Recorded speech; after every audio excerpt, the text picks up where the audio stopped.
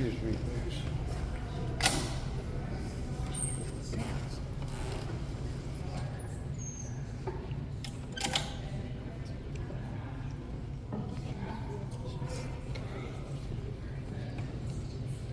Welcome. But when they began building the building in 1732, its name was, and still is, the Pennsylvania State House. The building is originally built to provide a seat of government for the colony of Pennsylvania. That all men created. In 1732, when construction had begun, there were many nations in North America, including 13 very different British colonies. Each one of these colonies was a separate political unit, making their own laws. And by the eve of the Revolution, those laws were largely being made by elected assemblies. The colonists were happy to be subjects of Great Britain because of the rights and liberties that that gave them. Rights and liberties such as you would expect to find in this room. This room was the Supreme Court for Pennsylvania. Most Americans can recognize this as being a courtroom, not because the American legal system began as a copy of the British legal system. It was something the colonists admired. They thought it near perfection, and they saw no reason to change it. Now there are some differences between this room and most American courtrooms today. And the most obvious one is right here. We do not use this in the United States anymore. Now, which participant of the legal system do you believe may have been found here? The defendant. The defendant, the accused. In the 18th century, when they told you that you were going to stand trial, guess what? They meant that you would literally stand trial and face your accuser. If I were a Pennsylvanian on trial, I imagine I would rather really standing here. But as a British subject, I have rights pertaining to the room. And among them, the presumption of innocence. Or right as far as you can to the windows. This will allow for everyone to have access to the room. There are Yeah, two what? chairs in the back of the room. Let those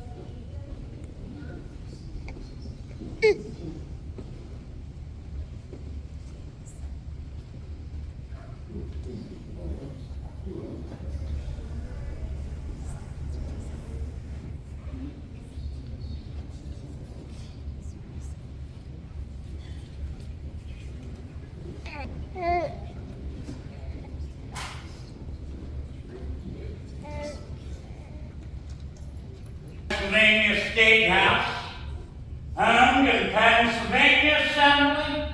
It would also be home to a Continental Congress and a Constitutional Convention. Second Continental Congress begins meeting in this room in May of 1775.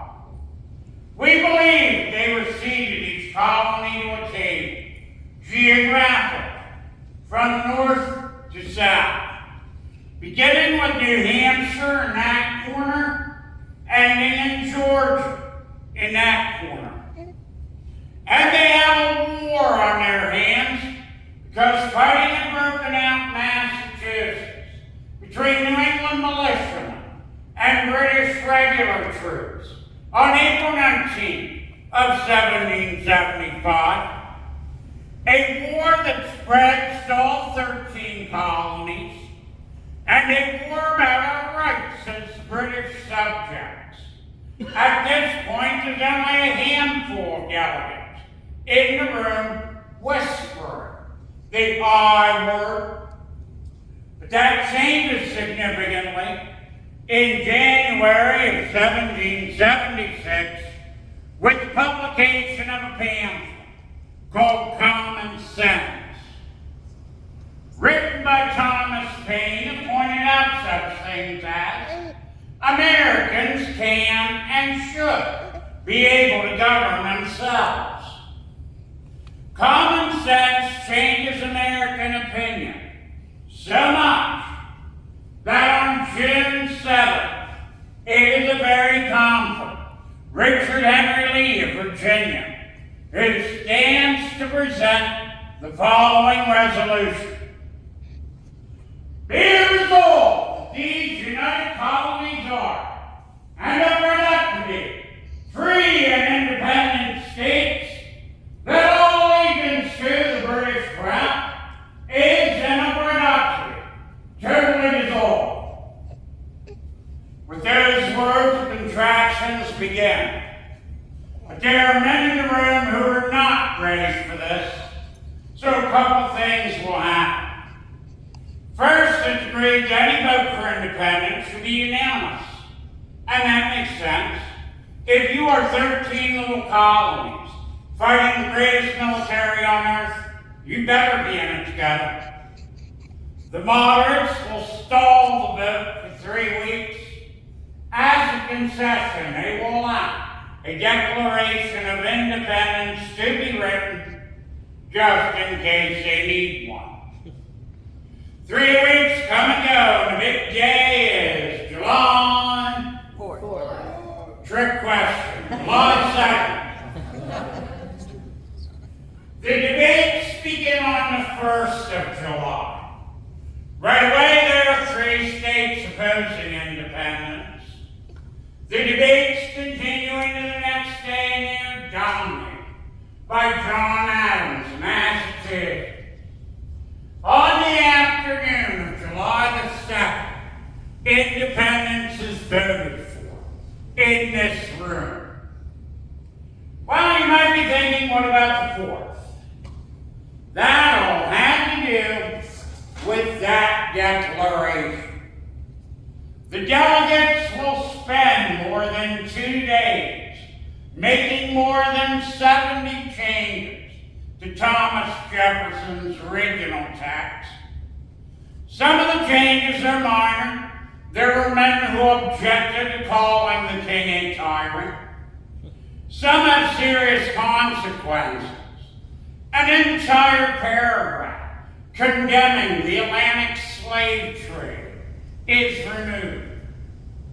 But on July the 4th, everybody in the room agrees to what it is. They will tell the world why they are doing what they are doing by adopting the Declaration of Independence.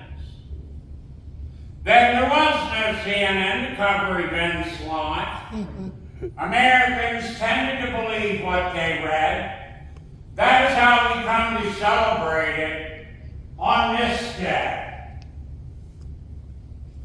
They want a legal copy of this declaration, one that the delegates will sign. The signing takes place in this room on August 2nd of 1776. Now, the Declaration of Independence does not create a single, free and independent nation. It creates 13 of them. They are loosely tied together by something called the Articles of Confederation and a British military threat. When the war is over in 1783, these states turn against each other. Things get very bad very quickly.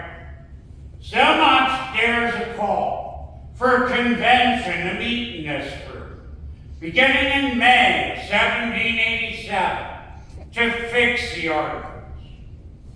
That convention is presided over by George Washington, who sat in that chair. That is the second article.